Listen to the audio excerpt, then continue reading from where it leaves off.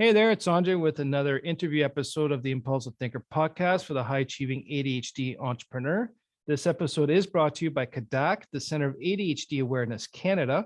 And you can find more information about them at www.cadac.ca, which is CADDAC.ca. Today, I have Keith Gellhorn from advocacy.org, which is ADDVOCACY. I brought him back today because we had a really great conversation about gotta push on. Thanks, Keith, for coming on, for talking about this. I think this is a very important thing for ADHD entrepreneurs, particularly, to understand this, and for us to also communicate to our team and our family to understand this. So thanks again for coming on again to talk about this. No problem at all. Explain this to me. So the last time first time we tried to get in a podcast interview, technology decided not to work. I mean, it's very frustrated, and we just couldn't get a good episode out. And then you shared something with me that time that you almost canceled that first attempt of the recording. Do you mind just rehashing about that for us? Yep.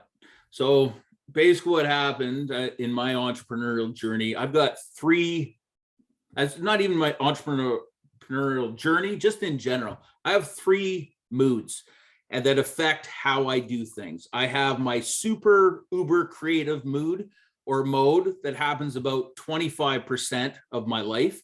I have my, everything's fine, just kind of status quo, about 50% of my life.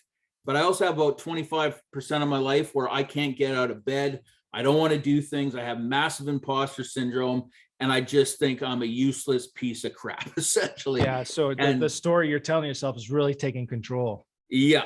And so it just so happened when you reached out, I happen to be in one of those. So there's a few times of the year where it hits me. And the biggest one is during daylight savings. I'm originally from BC, and I never really noticed it much there, but now being on the East Coast, I'm in Halifax. Basically the minute daylight savings hits, so from November till March, I'm screwed, right? And it's almost like a bit of a self-fulfilling prophecy, I think, because it happens every single year. So I just kind of like fall off the wagon. So basically, how did you figure that out? Well, I use an app called Dailyo. It was recommended by one of my therapists to do daily mood tracking. It started off with the journaling. If anybody's ever done therapy or even coaching, right? They say to journal every day. Man, I'm not going to write shit down every day. I'm telling you right now. But with Dailyo, I just put in certain things that I'm tracking. So the big thing that I track is my sleep, how well I've slept the day before, and then how I'm feeling. And it's literally just a couple of these little emojis. I'm feeling rad, good, okay, meh, or awful. And so there's certain times in the year, mainly during daylight savings. That's one. My second time of the year is my busy season is during the school year. We coach a ton of students. So basically from September to April is my make money cycle. And every business has this, right? But we also have our down cycles. So my down cycle is May till August. Now, when I first started, that was awesome because I could go golfing, hang out, go on the boat, do whatever, and live the dream life. As time went on and I expanded my business and I had employees and higher responsibilities and bigger bills because you go and buy more stuff when you have more money. All of a sudden, when May hit, I would crash and burn. So literally, and if you look at any one of these months, it is just purely in the red. Right? I'm full of imposter syndrome. I can't get out of bed. I tell my employees like, well, I can't even do coaching. You'll have to go and like fill in for me. And luckily I have a business partner who's freaking amazing. And that's what we do for each other. So when I'm up and she's down, it's like, we just balance each other out. Nice. That's the thing. Find somebody who can help you and you'd be laughing for the rest of your life. But okay. And this is Dailyo, which is DAYLIO.net. So I'll put that in the show notes. So I think that's a very, very powerful thing to do. What she did is mood tracking. But it's one thing to track it but what I also heard was you actually found the cause and the reasoning behind it. Yeah. And why would you do that? So now that I have the data, and this is something that's really hard for us ADHDers to follow through on, right? Doing something every day. We have an idea, but we don't do it. I like Dailyo because it's a push notification. Literally takes me 2 seconds. I'm like, bang, bang, done, and I'm done. Anyways, the reason why I do it is because now I can predict when I'm going to have challenges. So this is how my year typically looks. I'll start in September because that's the start of the school year. So I book in about 55 people a week into coaching in September. It's super exciting. I'm getting calls. I'm getting the rush of like, every client that comes in, $2,000, or some of the entrepreneurs and the people in career transition that I'm coaching are higher than that, right? And everything's measurable. And then I plateau. I'm full of clients. All the money's all figured out. I've got some security, but I'm not getting that rush like I was getting. Like the dopamine's hitting. So I start to plateau in October. Then daylight savings hit in November, and I always crash. And so usually November and into mid-December, I'm down. Mm-hmm. And then when December hits, like Christmas time, where I should be really happy, I don't have any routine anymore. So I'm like crash and burn, like I'm. But could it be burnout though? Because you're going up, head down, but up without stopping. Could that also be part of burnout? Because we don't stop. Like I know when I get on a track and I go high, I'm really high and I don't want to stop, then also my body gives out. Yeah. So there's a mode of thought actually with ADHD that we're basically in a perpetual state of burnout. So I like using kind of analogies. So thinking of myself on a teeter-totter, right? There's on one side of the teeter-totter is this entrepreneurial success, right? Mm-hmm. Doing all this fun stuff, getting sales, whatever else. On the other side is like, holy shit, I'm running a business and I'm responsible not only for myself, my whole family, my contractors, getting them work, my employees, everything else. And sometimes I just don't want to think about anything. I just kind of want to be selfish and be in my own head, especially when I crash, right? So right. Yeah. So and that's pushing people away. You just want to be isolated. Yeah. Yeah. I hear you. And the irony of it, and this is what gets me the worst, because I still coach through it. That's one thing. I'll show up for my coaching calls, even though I don't want to. I show up for them. And one of the ways that I coach is from a peer perspective. So rather than saying, oh, I'm the big man on campus, here's my flashy stuff. I don't believe in that. I'm honest. I'll just say, listen, I'm in a slump.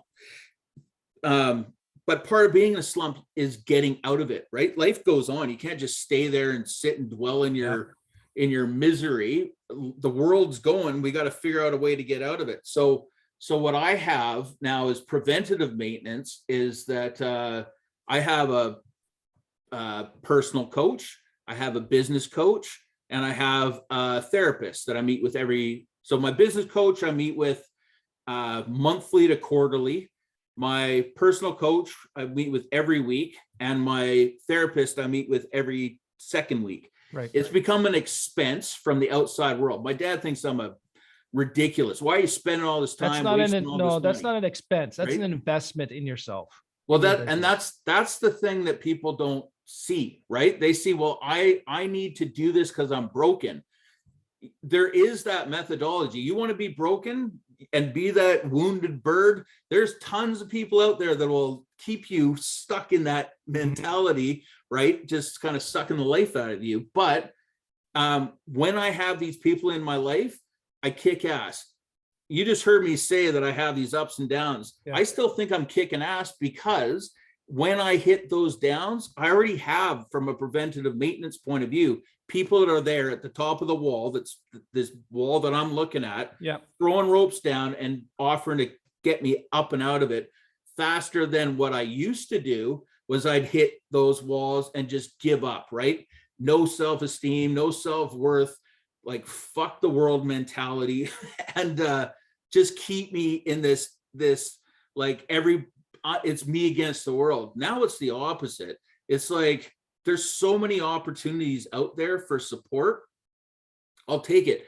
Asking Yeah. for help is a sign of strength, not a sign of weakness. We have to invest in ourselves. Yeah. Like I'm in a coaching program myself. We meet quarterly, and then the clients that are in that program, we talk to each other regularly to keep each other accountable. That's another part. It's keeping accountability. And with ADHD, honestly, if it wasn't for the accountability, like I got a program advisor, and the one I have, and we meet regularly, and she forces me to write goals I'm going to do in the next 4 weeks. Yep. And checks in. And we, as ADHD, we need that, but it's not if you see it as an expense, then I got to challenge you what you're an entrepreneur, or, if you're just a business owner, everything's an expense. Yeah. And there's nothing wrong with that. Just decide what you want to be or what you want to do. But spending money on coaching so you can get more efficient, effective, that's an investment, because there will be a return on investment. I know the program I'm in, I was able to now grow 3 times as much as I would have without this help and support. This is it. Right. Yeah. So the money I spent for that came back threefold, easy, or tenfold, or hundredfold. And that's how I feel. If I can get out of that funk within, it's never instantly, it's usually a couple weeks, right? And it's never like, this is the other thing people expect, is just immediate results. It's just like in business, man. You can't get anything that gets you immediate results will equally get you immediate failure. It's a slow build. It's the scaffolding to get to where you need to be, right? So it's just to help pull you out. And what the neat thing is about, again, with like tracking my moods, and I also use like a Dave planner as well, called a passion planner, and I write everything down that I'm doing every week. So all my coaches, and especially actually my other employee, I just call her my business partner because that's how I feel about her, but she'll just say, Keith, go look in your passion planner from like a week ago and tell me you did nothing. Right? That's what you just said to me. Oh, yeah. We always seem to forget what we've done and accomplished. Yeah. And then I go back and I'm like, oh, okay, you're right. And that's inner challenge. What we got to do is challenge ourselves, but sometimes we can't see it. We need other people to help us. So, and that's a lot of, like, we talked with Dan Sullivan from Strategic Coach, the gap in the game. So what she did by telling you to go back and see, you went, looked back, compared yourself, what you did to the past, you saw that growth. But if you can compare to the ideal, which is forward, you're never going to achieve it. So that's really good. So keep looking back, or what they call the positive focus, or success wins, as I call them. The other thing too, Keith, I want the listeners to be aware, ADHD or non-ADHD, is there's a lot of science out there. There's a lot of personal experience like ours. So what you're saying, I hear you, I feel you, I do it. Well, actually, I don't do it. My brain does it. Yeah. ADHD has a depressive cycle more so than the neurotypical. Yeah. I'm not here to explain to you the chemistry or the reasoning, blah, blah, blah, but it is there. And as an entrepreneur, we're more susceptible to that because we have a lot more stress on us than the general public, being ADHD or non-ADHD, because of the pressures of paying staff, making sure clients are served, getting paid by clients, insurance, blah, blah, blah, blah. Yeah. So it's cyclical. I know, and I think I don't know if you said this out loud yet on this recording, but by tracking your moods, you said you seem to get in a depressive state when you break out of routine. Yes. And that hit me huge, because now I say, you know what? I can look back. I've had a really bad episode a year ago, which was I was in bed for a month and a half.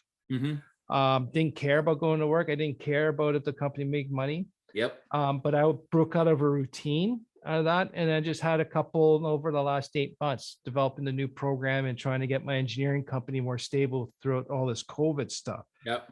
So breaking out a routine initiates a depressive cycle. I think it's very powerful. Yeah, it's 100%. So I'll give you an example. Like every minute of every day, for the most part, especially during the work day, is mapped out. So I coach people like 8:30 to 9:15, 9:30 to 10:15, all the way through the day. But at 5:15, I close my laptop and I'm done, and I have my social time. But even my social time, I book that too. So I go to I sing once a week. I go curling once a week. I love routine. I like having routine. Gives me something to look forward to. And if I know what I'm doing, then it You'll takes get it all done. the noise out of my head. And Yeah, and that's creating a structure. It's yes, not rigidity, it's a nope, structure, it's a and our brain structure. thrives on that. Yep. We like to have, we like randomness. A lot of people Yeah. like randomness. We like to come up with free flowing ideas, but if we're just left there not knowing what to do next, Yeah. we really don't know what to do. Then we sit there and flounder. I Right. was My weekends are booked too on free time, wood Yep. shop, guitar playing, and all that. Even time with family. There's nothing wrong with that. No. But just understanding your brain. That's what I see to get ahead of your ADHD or ahead of your brain. It's That's just it. get this done, and there's nothing wrong with that. Who cares what everyone else does? They Yep. appear that they're doing it all freewheeling. That's They got it true. under control, but guarantee you they don't. That's true. And that's the other thing, this vision. So you talked about like, where did it all come from? So I know where it all came from for me. I was adopted into a family full of high achievers. So my dad was a accountant, my mom's a nurse, my sister has a PhD in behavioral genetics, trying to figure out why she turned out the way she did and I turned out the way I did with the same upbringing. She was born naturally to them. I was adopted in. Everybody around me in my family circle was in that high achiever mode. And then there was me, right? So I struggled in school. I started like acting out in my early teens with like anger management problems. I did shoplifting. I was lying and just being a degenerate in general. But I couldn't make it using the same standards that everybody else was. Like, it was all, what grades are you getting? What school are you going to? All this stuff. And I remember once, like, one of this actually hits really hard to home. And I guess all of us will have these experiences, but somebody phoning in to one of my parents' friends, phoning them, and they had him on speakerphone. And how's Heather doing? Well, she just got into university down in the States on a full ride athletic and academic scholarship. She's trying out for the Olympic team. She's in the paper, blah, blah, blah. How's Keith doing? He's selling paint at Sears, right? Yeah. And that was it. So it was always this element of feeling lesser than everybody else around me. The other thing that's been researched is they said that by the time we reach 18, we will have been told, don't do that, don't touch that. Why are you doing things this way? You're a big screw up, essentially 200,000 more times than our neurotypical peers. Yeah. So if you hit adulthood hearing how shitty you are, essentially, how are you supposed to gain the confidence to go out into the world and just be the best version of you, right? Well, yeah, and that's like when I had a chat with Megan O'Neill about mindset. But she talked about that scenario, and all that negative energy gets absorbed into you, and then you start believing it. Yep. After a while, then you start living that, and then that's a lot of my challenge since my diagnosis is deciding, is it my character? Because I became a character to fit in. Yeah, I got really good at it. So now it was, is it my character that finds this important, or my behavior or my character, or is this me, DeAndre? So still got to work that out. But the negative energy definitely gets absorbed, tells you a limiting belief about yourself that you start to believe with time too. And that's very difficult. I wanted to share one other thing that I actually love this thing. If you Google executive function age chart, there's somebody named Sarah Forbes did one up that's really neat. It was done in 2020. Anyways, basically there's another theory that says that in terms of executive functioning, which is our ability to set a goal and complete a goal and all the steps in between, they say we're about 30% behind our peers in terms of our ability of your age, 30% of the age. Adult. So if you're 10 years old, yep, then your executive function equivalency is of a 7-year-old. Like a 7-year-old. Yeah. So if I look at my maturity, I guess, through life, at 18, I was functioning more like a 12-year-old. So 18, I remember my 18th birthday because I got the boot out of my house because I failed my first semester at college. My dad was like, he saved up some money for it. I got one B and a B, a C, and an F. And all he focused on was the F. And I was like, but I got a B, right? Yeah. We got this huge fight. He's like, you know what? I saved up all this money. I worked so hard. You don't respect me. Get out. Fair enough, Dad. So out I go. yes, I looked like I was 18, but I was functioning more like a 12-year-old. And if I look at the course of my life and how it's played out, it fits to a T. So at 24 years old is when I basically got told that I'd never succeed at post-secondary from a university recruitment guy. I was functioning more like a 16-year-old at that point. Yeah. When I did get my shit together, I was 28. That's when I started plumbing, my first real job. Then I was more like an 18-year-old. I'm 47 now, and I'm probably functioning in that 35-year-old range. Yep. I feel like it too. I don't feel like 47 at all.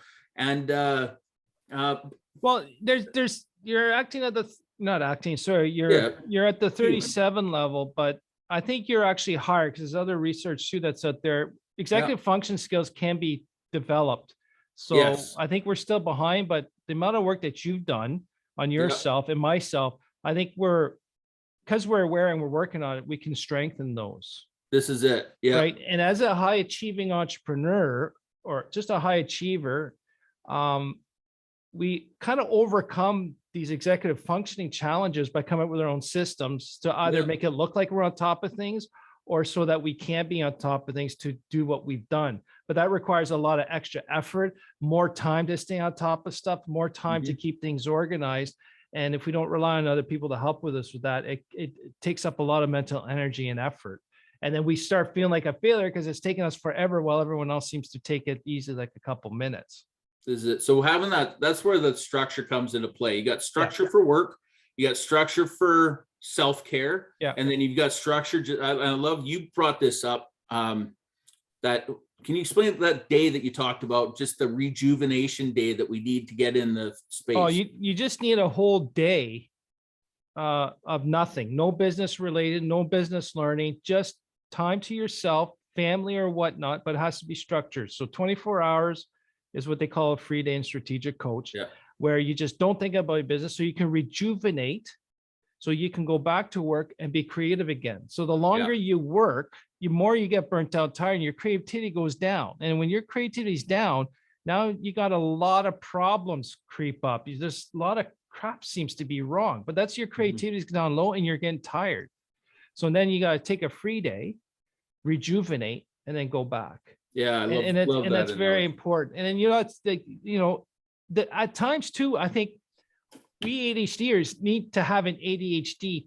We need to do some ADHD stuff, which is not structures, just whatever. But I kind of schedule that in. Here's my ADHD time, and I don't decide what to do. It's just whatever I want to do for that period of time. But the other stuff too, it really helps. You got structure. I see this a lot with my daughters. As long as they know what's coming down the pipe, it's easier to accept once they get there. Yeah, if you wing life, you're gonna wing. Yeah, and if you want to wing it with ADHDers, it's a shock to them. That's not what I planned. It's not what I want to do. But then 5 minutes later, everything's fine. Yeah, right? That's it. Okay, so we get into these depressive moods. Like you said it, like yourself, if you got a business, you got staff that relies on you, you've got clients that rely on you, and especially when you're coaching other people, I remember you said, you just got to say, screw it and BS your way through it. I want to talk more about that. Why is it important to still push through, even though we're in these low moods swings? Well, the thing is one of the things that with ADHD is that we're very driven by emotions. Right. So not only just internal emotions, but emotions of people around us. So I'll put in a really good perspective here. In the last month, I'll extend it back, say 2 months. 2 months ago, we were all getting pretty excited about this COVID thing coming to an end. Right. Yep. There's this air of like lightness. All the restrictions are lifting. Everything's going well. Right. This is kind of mid-February. Right. But at the same time, you've got inflation, like gas prices start going up. Then you've got the freedom convoys, and you've got all this like fake news, real news. You don't know what's going on. Then there's a war. Then we're going to get nuked, and people are just like, "Holy shit, I'm coming to a close." So, point of perspective, in that time, I was at a I'd say 40% mark, and luckily I snapped out of it about 3 weeks ago. Part of the thing that helped me snap out of it was I'm coaching people, right? feeling in this kind of low mood. And what was happening was the people that I was coaching were also kind of at that lower synergy, right? But that's not what they didn't need me to be there at that point in time. Essentially, I was basically like just sitting in the shit with them is the best way to put it. And so I don't know how this happens. I can't explain the chemical of it, but there's something that happens to me that when I'm surrounded by, like when I'm feeling low and I'm surrounded by a bunch of other people who are also feeling low, somehow it kind of, I'll wake up the next day and I'll be like, you got to do something, man. You got to do something to help these people get up too. And we're not doing it if we're all sitting in the shit, essentially. Yeah. So long story short, I snapped out of it one day. And then next week I go into coaching, and instead of kind of ignoring the elephant in the room, I brought it up. I was like, let me ask you a question. Like, how are you actually feeling as of late? And talking about this, COVID, the inflation, the housing problem, all the stuff that we're all facing. And they're like, man, I feel shit. This is like, I feel terrible. And I can't get out of my own head to get to where I need to be. And I was like, well, where do you need to be? I've got the students, I've got the people who are working, I've got the entrepreneurs. We all have to get somewhere, and being in that tornado of crap isn't getting us. So instead of like making it all like, well, let's like fill out your schedule and let's make your action plans and solid goals, I was like, let's just stop that for a minute and let's just talk about what's going on. So of the 55 clients that we serve between myself and my other coach, 50 of them were in that boat, including my other coach who ended up in a position where her boyfriend like dumped her right in the middle of this, and she's got to coach 34 people a week, right? So anyways, we just sat in it, and we I think when you sit in it with the client, it brings authenticity. That's what it is. And the thing is that it also demonstrates to them that you understand them, and you're not, just because you're a coach, you're not perfect. Nope. And that's one thing people got to realize: you can never master ADHD. If you can manage it 80% of the time, that's perfect. That's the perfect. That's good. But ADHD brain likes to get in these depressive modes. Yep. But what do we do to get out of it? But if we can, being authentic and say it happens to the best of us, and you're honest and true, your clients succeed better because they know that Keith, that happens to you too, man. Like, really? Yep. Yeah, it does, dude. Like, happens to me quite a few times, right? Yep. It's like my coach says, like, how many times he came up with the gap in the game concept? How many times is he in the gap? You must never be. He goes, no, I still get him 4 or 5 times a day, but it's how long do I stay in it? That's exactly what happened. And being vulnerable is a really hard thing, especially from a male perspective. I coach a lot of males. That's kind of my jam, right? I'm a big guy. I'm 6'7", like 300 some pounds, right? I'm a big guy, but I'm also a guy who has feelings. And the way I was raised was like, men don't have feelings. And what happened in that mode when men don't have feelings is I stuffed it. That's why I had road rage issues. And that's why I did blow up all the time, because I couldn't suppress emotions. I was suppressing it. So the coolest thing happened after that week of just kind of sitting in it with these guys. The next week, all of them came back. I swear to God, every single one of them came back and said, okay, how do I change this? Right. And none of them are asking for this massive change, because we talk about that extensively. You don't go from 0 to 100 in 2 seconds, right? Takes time. Yeah, it takes time. So it's just like, okay, what's one little thing we can do? And literally every single client came back and did something. And I said, text me or, reach out or whatever when you're having these little wins. And I'm getting think about 55 people, just bing, bing, bing, bing, bing, all this positive stuff coming into like my coaching platform, or I give them my cell phone too, so they could text me all the time. And my confidence going up, their confidence is going up. And I had one incident like 2 weeks ago, and I was talking to somebody, and this person had basically been burnt out for so long and started crying on the phone, or we're on Zoom, right? Just started crying. I can't help but get emotional too. So both of us are just shedding tears, right? And it's just like, man, you just get me. You believe in me. I can feel it. And there's no judgment. I was like, I'm not here to judge you, man. And I was like, that's all I ever wanted to my whole life, is just somebody to like cheerlead along, not tell me everything I'm doing wrong. You tell me everything I'm doing wrong, I'm going to feel like a piece of shit.